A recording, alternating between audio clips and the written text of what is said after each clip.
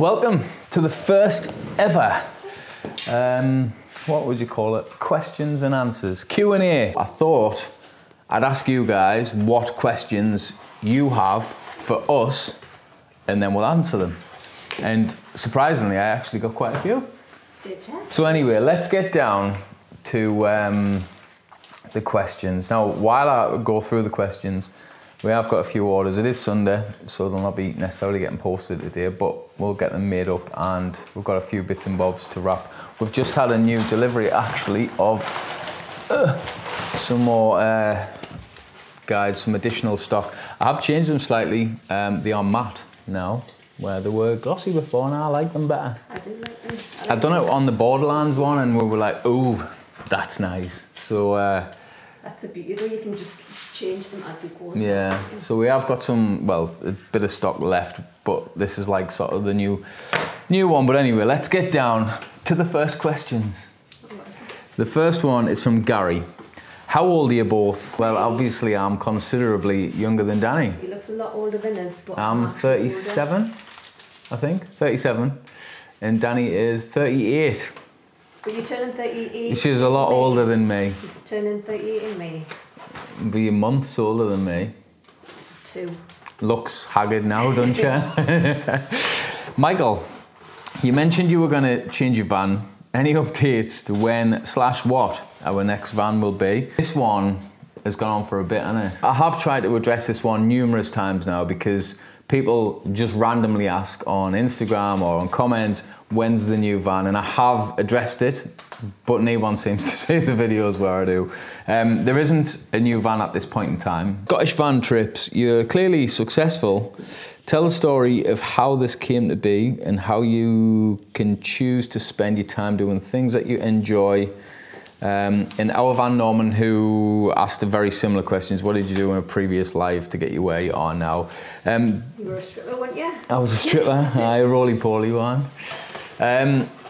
Clearly successful. Success depends on what you define as successful. My definition of success has changed over the years. Like, I thought I wanted a lot of stuff, I worked towards it, I got it, and I was lucky enough to get it, and then realised that I actually don't really value the material things as much. I think what happens is, like, we all do it, and there'll be some people that are in different stages of this exact journey where you you think by getting more things or earning more money, then it'll fix some of the problems you have. But really, like, if you had endless supply of money, would that change anything? Like, would you think, like, you always just presume that having more money will fix a boring life, or I'm only bored because I've got this, or I can't do that because I haven't got enough money, or whatever. But if you have enough money, if anything, that's like a bigger realization to, like, I need to sort this out because I thought it was money, and then you get there and it's not money. That's the problem. It's the fact that you're not chasing the things that you want to do.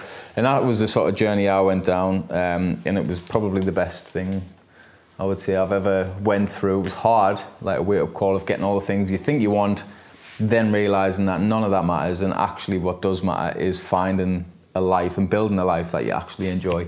So, little deep on that one. Mark, it said, when is the next book out? We are working on another book at this point in time. It's probably not going to be done till the back end of the summer though, I don't think. We'll give you a break. I need a break. It's hard work, like, honestly, churning through, getting so many books done, photographed. We're giving you a break, giving you a chance to save some money up. But if you've got any money left, then if you want to support the channel, then grab yourself one of our beautiful paperback guides, or you can get 7 instant guides for the small price of £6 at the minute for the full month of April. What are the best and worst parts of doing YouTube, and would you recommend it to others? No, I wouldn't recommend. It depends. Do you go out and make videos now for you? Do you enjoy making videos? If the answer to that is yes, then fine. If the answer is no and you just want to do it for money, you're better off just doing a normal job and keeping, like, your trips and stuff for yourself, I suppose. Best parts for me are generally when we meet people. Like, it's sort of unlocked a new level of, like, community that I suppose is there, but you've just got something in common, and people come and talk to you, which is nice. And sort of when you speak to people and they're coming and they're doing one of the road trips that we've either made a video about or we've made a guide for, and they're like, oh, it's fantastic, like that kind of thing. Like, I would say that is the best part. The worst parts are, for some reason, you just like watching me crap vlogs more than me proper videos, so I have to make them. You've insulted him. I'd love to make like high quality, high production value, highly edited videos with cool sound design and all sorts, and I spend loads of time on them sort of videos in the day and out. Yeah, I can whinge on about how hot food is or having to carry dog shite in the van, and you just watch that more. We all know your favourite places to visit, but are there any destinations that you avoid, and if so, why? The lakes, south, Yorkshire Dales, just anywhere. Cornwall, down south. I hate it. We went all the way down there and met Andy and Lindsay from our van tails down near Stonehenge way. I don't know why you've all gone down there. It's horrible. It's a joke. I've never seen anything quite like it before. It was like being, it was like a theme park. Season though, weren't we? I don't know. But it was heaving. It was awful. Like literally when you even were walking to go somewhere, there was like people like them. It was that bad. We drove down to Stonehenge, met Andy and Lindsay. The next day drove all the way to St Ives. I couldn't find anywhere to park. I turned around, drove to the Peak District, and then drove to Scotland the day after that. I couldn't deal with it. Horrible. So basically, I try and avoid anywhere that isn't Scotland. Fiona, love your vlogs. Thank you very much. Can I ask, where did you get your ladder from? Did you fit it yourself, and are you pleased with it? I didn't fit it myself. If I did, it probably wouldn't still be on. I think it's a Williams ladder. I know Mule Vans, there's loads of other ladders. It's a ladder. I don't know what it needs to be pleased about. I mean, you do have to drill a hole in your back door for that one, where I think Mule Vans ones you don't, but the price difference is insane. So as far as ladders go, you can climb up it. Are there must-do places that just aren't worth it, or that should/could be avoided? What if you were pressed for time versus have all the time in the world? Applecross, don't do it. It's awful. You'll hate it. Loch Lomond, people say it. I mean, Loch Lomond's nice to drive through, but it's not for me, that. So I think the only difference if I was pressed for time is we always press for time. So if we had all the time in the world, I would just take it slower. If, like me, you'll drive through all these amazing Scottish places and think, imagine living there. With that in mind, is there somewhere that you would genuinely move to? The answer to that is yes, the Isle of Arran, and we are in the process of trying to make that happen. And I think the next question is any progress on the move to Arran from Rich. There's not really much progress. We have got this house up for sale. We are trying to sell this house so we can make that move happen. Like living in a van or traveling in a van for a chunk of time, you realize how little you actually need and how much value there is in just the simple things, and that's really all we want. We just want to have a nice, fulfilled life in a place that's beautiful with a community that we want to be part of. Like, I've never been anywhere that I love as much as Arran before. Like, even Norway, like, it was incredible and I love the place, but Arran, it's the feeling of the island. It's the balance. And we've rattled on about it loads, but Arran basically is the answer to that one. Ames, any tips for someone who's just starting out on the photography journey? Yes, do it for you. So try not to post or don't even look at social media, Instagram and whatnot. So I get these books made, and I've printed a lot of work, and I would highly suggest printing work as well. So I get one a month made, and they are for me and Danny to look back on. Some photos you may have seen, most of them not so much. There could be anything of like us and the kids going to Beamish, like sort of memory type stuff. I get them made because I can look back and see the changes in my photography, in my taste, what I take photos of, what I like, what I don't like, whether I'm getting any better compositionally, whether I like where I'm going with things, and I use that and I take them photos for me, not for anyone else, not for social media, just because I want to take them. That would be the biggest piece of advice. See what you enjoy, not social media, because otherwise you'll just be copying everyone and then always feeling like your photos are not good enough because there's always someone better. How do you stay motivated to keep doing what you're doing? What drives you and what's the ultimate goal you would like to achieve? I know what keeps you motivated. You've got a whinge to get it all out, and then once you've done that, you can crack on. This is an attack. I feel attacked here. I just love making things. Like, I'm a very creative person. I always have been from being a kid. I have to make things. I have to make something, whether it's videos, photography. Photography's been like a staple in my life since my daughter was born. I love it. If I had to pick one thing to do forever, that would be the only thing I would pick. What kind of started this journey, which I hadn't necessarily thought of initially, was when there was me and Gaz, we went to the Isle of Skye with two of my other pals. So I took out Anth and Wayne, and we went all the way up the Skye to photograph some outdoor clothing that I was like sort of working on as a clothing brand at the time. I remember we were driving through the middle of the night, and I decided to stop over at Glencoe because I'd been through it before. They hadn't, and I thought, we'll stay here because I want to see their reactions when like, we can't like drive through Glencoe on a night, they'll not see any of it. And I woke up early because I was so excited to see what their reactions were when they woke up.